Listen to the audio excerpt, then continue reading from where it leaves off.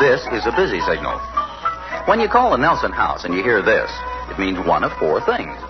David is talking to a girl. Ricky is talking to a girl. Ozzie's talking to the phone company about the bill. Or Harriet has finally gotten hold of the phone. And I guess this is Harriet's lucky day. Yes, Clara. It's a little shop on High Street called Norma's Thrift Shop. But you ought to sell it. You just can't throw that beautiful gold lame dress away. Harriet, is that the dress that... That's the one. Well, there's no reason to be embarrassed about it, Clara. If you need some extra money, take my advice and sell her the dresses you don't want. Harriet. Well, that's what I'd do if I were you. Harriet. Ozzie agrees with me, don't you, Ozzie? Harriet. All right, Clara. Well, let me know what you get for it. Bye. Harriet. All right, dear, you can have the phone now. I don't want the phone. Well, I wouldn't have hung up so soon if you hadn't been saying Harriet, Harriet, Harriet. Harriet. We're getting nowhere, dear.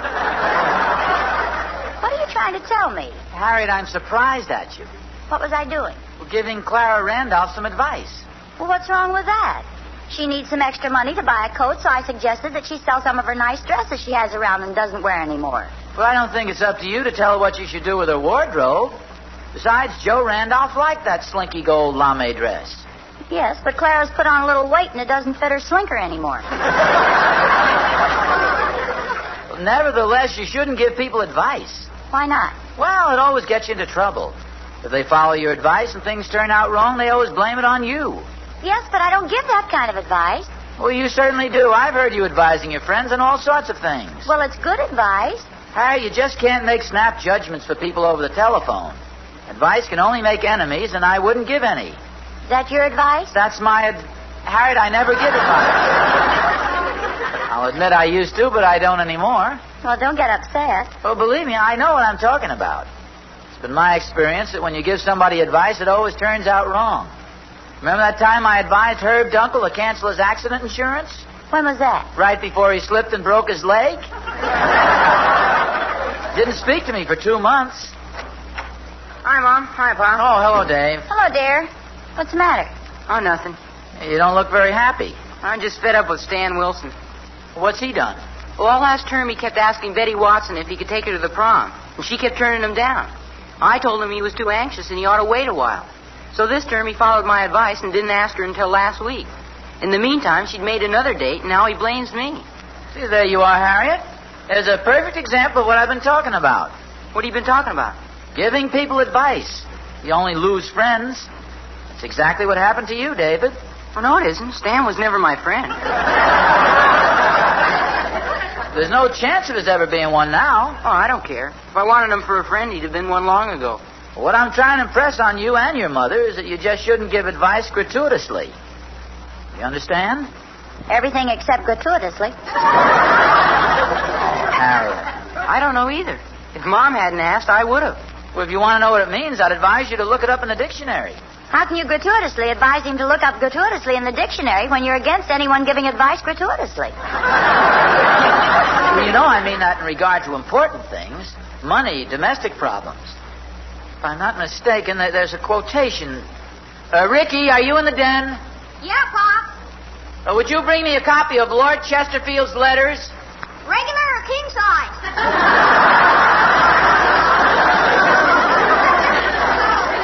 That book with the yellow cover. Oh, yeah, I see it. Harriet, if I remember correctly, Lord Chesterfield made a very shrewd observation about advice in one of his letters to his son. Here it is, Pop. Yeah, how are you going to find it?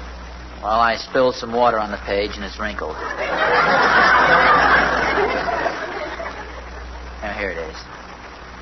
Advice is seldom welcome, and those who want it the most like it the least. In other words, people say they want advice. When you give it to them, they're angry. I'm convinced, Your Lordship. See, boys, the value of having a good knowledge of English literature, you can always use it to prove a point. Oh, here's another one. Wear your learning like your watch in a private pocket, and do not pull it out and strike it merely to show that you have one. What time is it, dear?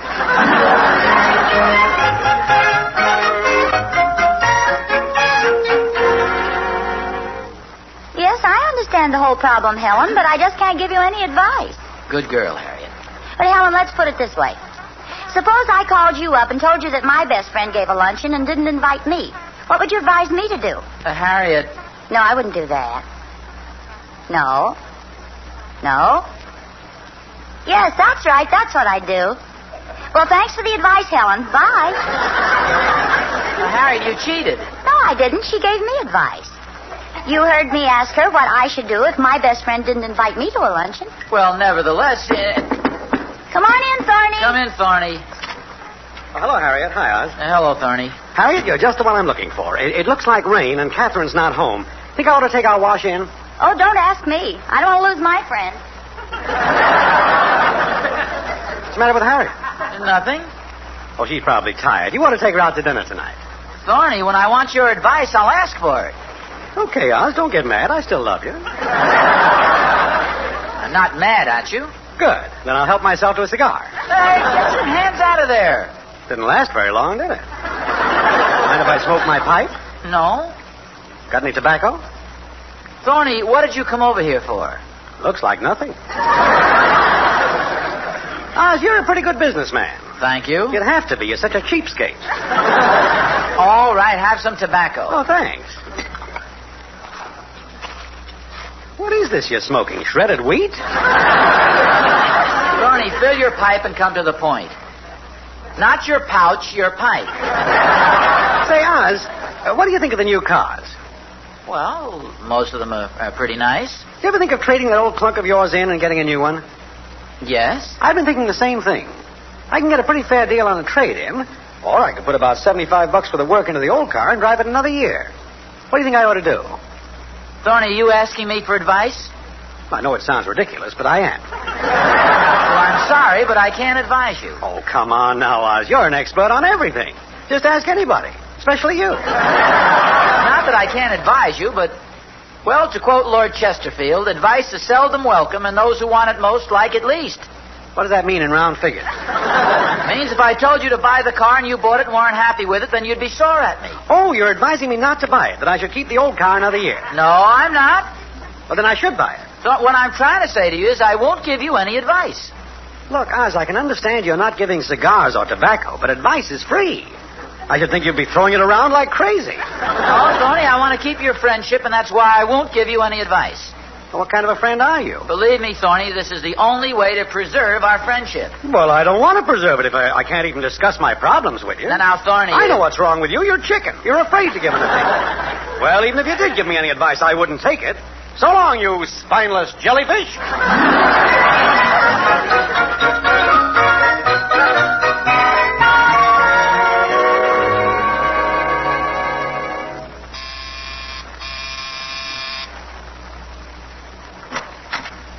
Oswald, George Nelson. That's right. Oh, by George, Oswald, it's good to see you. Well, gee, I'm sorry. Just a minute now. Oh, don't remember me, huh? Well, I know your face. Give me a hint. Rutgers? Oh, yeah? You don't remember Kappa Beta Phi and the old Rawway Inn? We were initiated together. Oh. Now, I say to you, the train is in the station, and what do you say to me? Oh, woo-woo. Brother Nelson. How about that? Good old Kappa Beta Phi. Come on in, brother. Yeah. Oh, I see we have a visitor. Harriet, yes, a Kappa Beta Phi brother of mine. This is my wife. How do you do? Oh, this is a pleasure indeed. What fraternity did you say? Kappa Beta Phi. It's sort of like Phi Beta Kappa, kind of an honorary society, you might say, but more secret. Yeah. Great bunch of guys, eh, Oz? Oh, the best. You never told me about it, dear. Won't you come in, Mr. Yeah, it was so secret we never mentioned the other members' names. That was in college. You can tell her now, Oz. No, sir. When I swear an oath in blood, I never break it. All right, I'll tell her. Well, okay, but it's on your conscience, not mine. My name is Henderson, Toby Henderson. You'd never get me to say it in a million years. Well, please sit down. Thank you. Well, Oz, I guess you're wondering why I dropped in on you out of a clear blue sky. That's just what I did. I'm just between planes. Well, I must admit this is a pleasant surprise, Tubby. Toby. I'll get right to the point. You remember in our sophomore year, we were sitting around having a Coke at the drugstore, and I said to you, Oz, I can't make up my mind what to major in. Do you think I ought to try accounting or advertising? Then you gave me your advice. He did? He certainly did. Well, you know how it is. I was just telling Harriet this morning that giving advice is a bad idea. Well, it's a little late for that now. I did exactly what you told me to do. But it was just one man's opinion, and you can't blame it on me. After all, we were practically kids. Boy, it was the best advice I ever had. Oh, well, good. Because of your husband, Mrs. Nelson, I went into the advertising business, and fortunately, I've managed to do pretty well. Well, isn't that nice? And we probably advertise a great many of the products you use in your everyday life. Yes, sir, Oz. I'll never forget what you did for me. And all these years, I've wanted to repay you. Are you still doing okay? Well, you're darn right. Thanks to your early advice. Well, I've always felt that I'd like to pay you back. And I think I've finally figured it out. I'm going to repay you in kind, Oz. I'm going to give you a piece of advice that's just as good as the advice you gave me. Well, that's very thoughtful. What's the advice? Now, listen carefully now, Oz. One of our big accounts, Maxwell Chemical, has bought out a small corporation, the Anderson-Dixon Company. Now, the whole thing's very hush-hush, you see. And it won't be announced until Tuesday. When the news does come out, that Anderson-Dixon stock is going to go up at least 8 points, maybe more. Say, that's really something to know. Oz, old boy, take my advice and beg, borrow, or steal every cent you can and buy Anderson-Dixon. Uh-oh, that's my cab. I told him to let me know when we had to leave to get back to the airport. Well, gee, Toby. Toby. I certainly appreciate this. Think nothing of it, and keep it to yourself. And the next time I see you at the Rutgers reunion, I expect you to drive up in a solid gold Cadillac. So long, Oz. So long, Mrs. Nelson. So long, Toby. Tubby. Gee. Well, that was certainly a nice gesture, wasn't it? Yes. I'd forgotten him entirely. So I gathered. Isn't that funny? I don't even remember giving him the advice, and he says it influenced his whole life. What was the name of the stock? Anderson-Dixon. You think I ought to buy some? Don't look at me. I took your advice, too, dear. I never give advice anymore.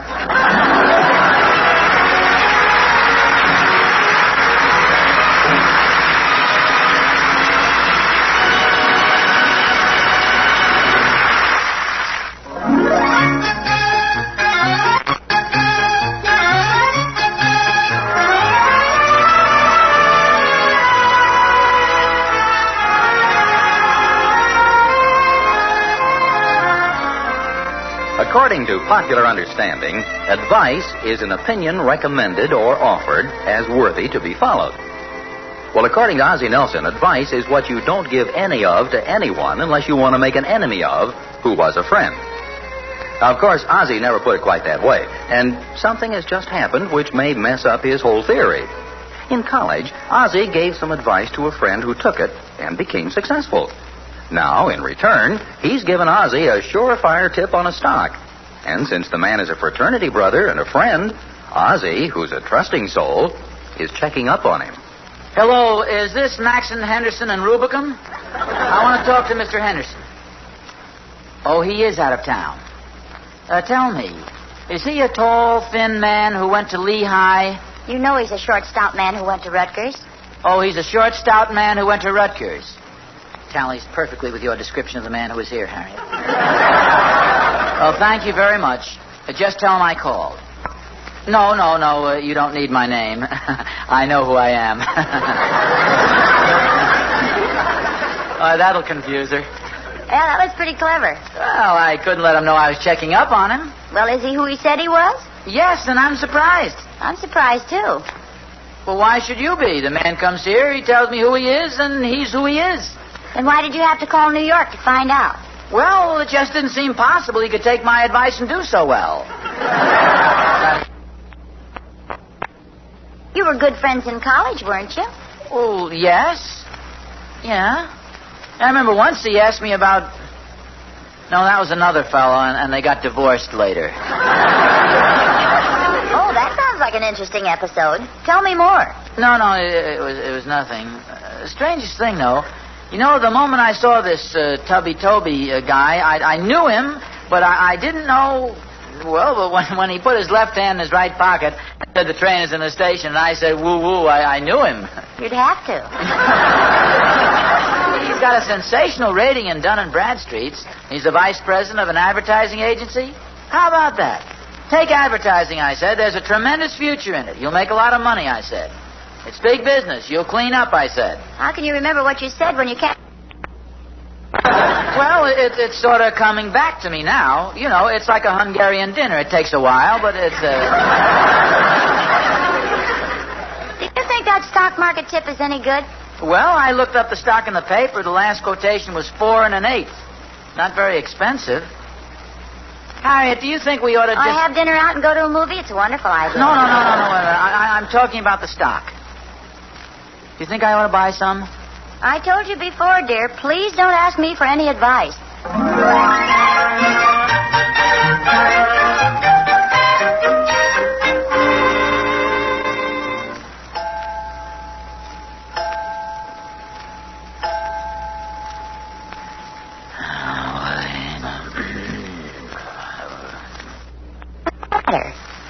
I can't sleep.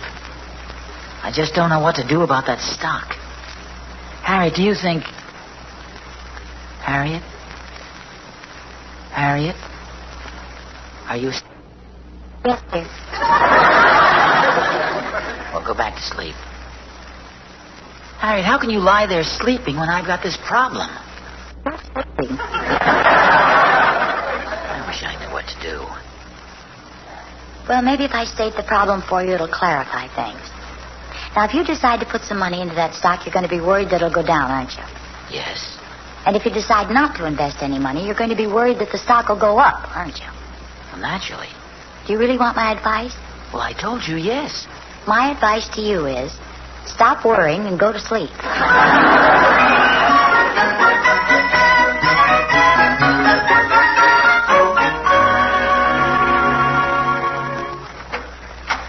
Well, Oz, for goodness sake, what are you doing up so early? I couldn't sleep. Oh, your conscience is bothering you, huh? And it ought to. Yesterday, I wanted to buy a new car. I came over to see you for a little advice, and all I got was a pipe full of tobacco and a lecture. I don't know which was staler. I'm sorry, Thorny, but I'm faced with a problem. Let's put it this way. Say a friend of mine, whose name I'm not at liberty to reveal, needs some advice. You see, an old college friend of this friend of mine dropped in on him yesterday and gave him a real inside tip on a stock that's sure to go up at least 8 points. And my friend doesn't know whether he should put all his savings in it. How much money have you got? How'd you know it was me? Well, because when you said you had a friend, it had to be you. You're the only friend you've got. Now, Thorny, I'm serious. This is a real legitimate tip. Now, what do you think I ought to do? Well, what's the name of the stock? I can't tell you that. Then I can't give you any advice. Well, why not? Well, how can I tell you whether to buy something or not when I don't even know what it is? Well, yeah, I suppose that's right. Well, of course it's right. What's the name of the stock, pal? I don't know if I should tell you. You want my advice, don't you? Well, yes, but... What? Oz, I read Fortune magazine every time I go to the drugstore. Catherine's father in Schenectady subscribes to the Wall Street Journal. And I got a cousin who erases the blackboard in the stockbroker's office. Now, could you ask for better qualifications? Well, I'm not much impressed. All right. The stock. Thorny! What about the advice? Oh, yeah. Better put on a coat. It's cold out there.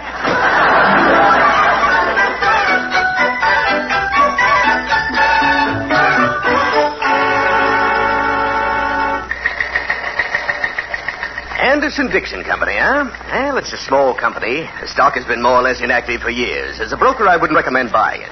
But I've got a real good tip. Oh, Mr. Nelson, I get tips every day of the week.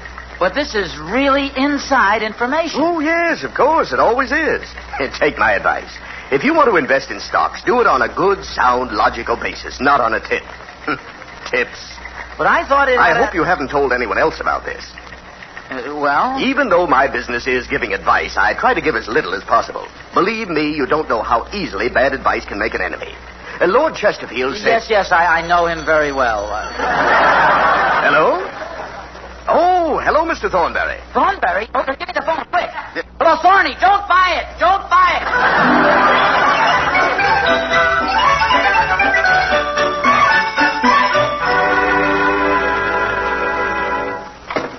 I'm home, dear. Harriet, where have you been all afternoon? Oh, I had some things to do. Here's the evening paper. Oh, thanks. Where's the financial page? In the back, I think. I went down to Norma's thrift shop with Clara Randolph. She sold them 15 dresses. Harriet, I told you not to get involved in that. And I sold my old beaver coat and some of my dresses. Well, what did you... Oh, no. What's the matter? That Anderson-Dixon stock I didn't buy, it went up 10 points. Oh, my gosh, that's Thorny. I advised him. I told you can only make an enemy by giving advice. Come in, Thorny. So there you are, Lord Chesterfield. Now, hold it, Thorny. My friend. You're probably sitting here adding up the money you made on that stock you taught me how to buy. No, Thorny, I didn't buy any either. I could be driving a new car if it wasn't for you. I ought to sue you. For what? For being so two-faced. You advised me not to buy it. But Herb Dunkel bought some, and Joe Randolph was in on it. Well, how did they find out? I never spoke to them. 160, 170. Harriet? Well, dear, it sounded like a good tip to me, so I decided to invest some of my dresses in it. Clara and I met Mrs. Dunkel at lunch, and then I went to the stockbroker's office, and they followed me. The next thing I knew, their husbands were waving checks around, and it was just one of those things. 180, 190. Hey, there's Catherine going into the house. She's loaded with packages. Oh, we met her on the way to the stockbroker's office, too. Thorny, you didn't even tell her about the stock. Well, naturally, she'd never let me take my money out of our account. She's no fool. Hey, I wonder how much she invested. Catherine!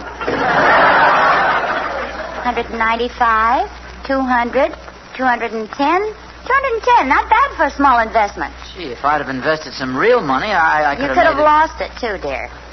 You see, you were right about the advice. Because if you had asked me for advice, I would have said not to buy it. And right now, you'd be pretty angry with me. Well, I suppose so. But if I were the kind of a guy who gives advice, I would have advised you to buy it. Then we wouldn't have anything. Why not? Dear, after all these years, you know me better than that. I never follow your advice.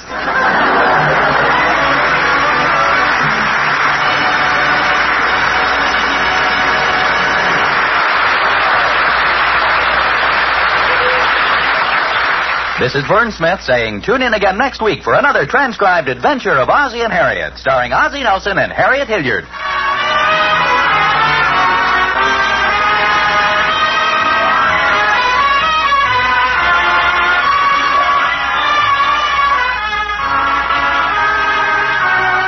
This is the United States Armed Forces Radio Service.